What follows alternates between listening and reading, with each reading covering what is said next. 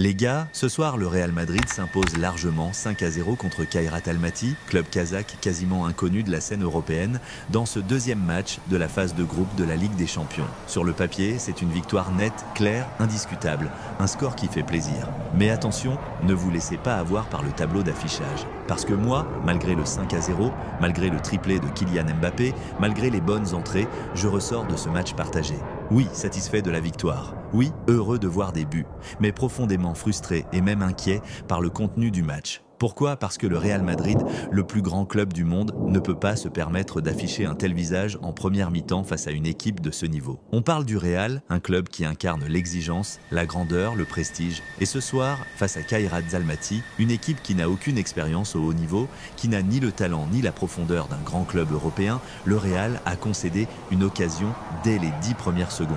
10 secondes, les gars, 10 secondes de jeu et déjà une alerte devant notre but. Ce n'est pas normal, c'est inadmissible. Et ça me met hors de moi. Parce que si à la place de Kairat, c'était Liverpool, City ou le Barça, ce serait déjà 1-0 contre nous. Et là, le match aurait pris une toute autre tournure. La première mi-temps dans son ensemble a été d'une pauvreté inquiétante. Oui, on a eu la possession, mais ça ne veut rien dire si derrière, il n'y a ni idée ni mouvement. On avait une équipe qui tournait en rond, qui faisait circuler le ballon sans aucune intensité, sans automatisme, sans cohésion. Chacun jouait un peu pour soi, sans chercher à combiner, sans trouver de solution collective.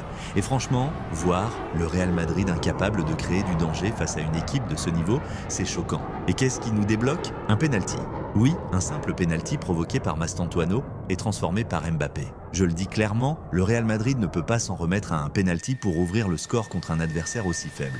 Ce n'est pas acceptable, parce que le jour où on affrontera une vraie défense, un vrai bloc structuré, ce genre d'occasion n'arrivera peut-être même pas. Mais heureusement, la seconde période a changé les choses. Et ça, on le doit surtout aux entrants. L'entrée de Camavinga a totalement transformé le milieu de terrain. Lui, il a apporté de l'énergie, de la créativité, de la verticalité. 2 passes d'Oya décisives, un impact immédiat et la preuve encore une fois qu'il doit être un titulaire indiscutable dans cette équipe. Rodrigo lui aussi a changé l'attaque. Sa vivacité, ses prises de balles, sa capacité à créer du danger ont dynamisé le Real. Il a été impliqué dans quasiment tous les derniers buts. Brahim et Gonzalo Garcia aussi ont apporté leur fraîcheur, leur envie.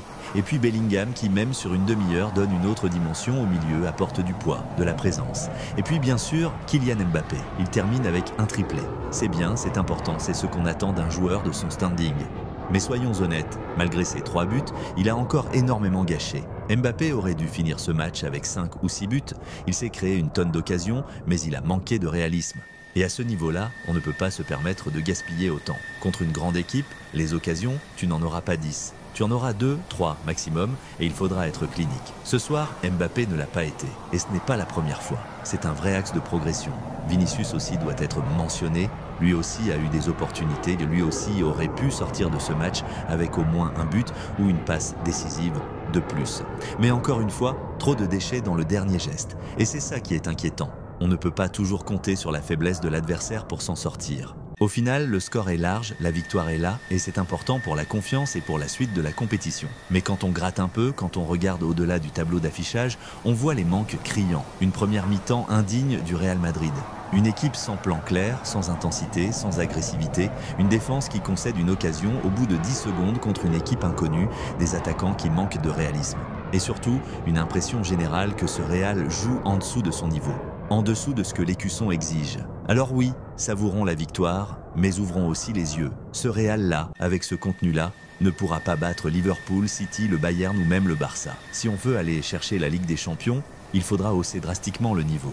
Parce qu'avec une telle première mi-temps face à une grande équipe, le match est plié avant même la pause. Voilà mon ressenti les gars, heureux du 5-0, satisfait de la confiance que ça va donner à Mbappé et à d'autres, content de voir l'impact de joueurs comme Camavinga ou Rodrigo, mais aussi inquiet, frustré et même déçu du contenu. Le Real Madrid, meilleur club du monde, ne doit pas se contenter de gagner 5-0 face à une équipe inconnue. Le Real doit imposer sa loi, sa maîtrise, son fond de jeu, peu importe l'adversaire. Et ce soir, on en est très loin.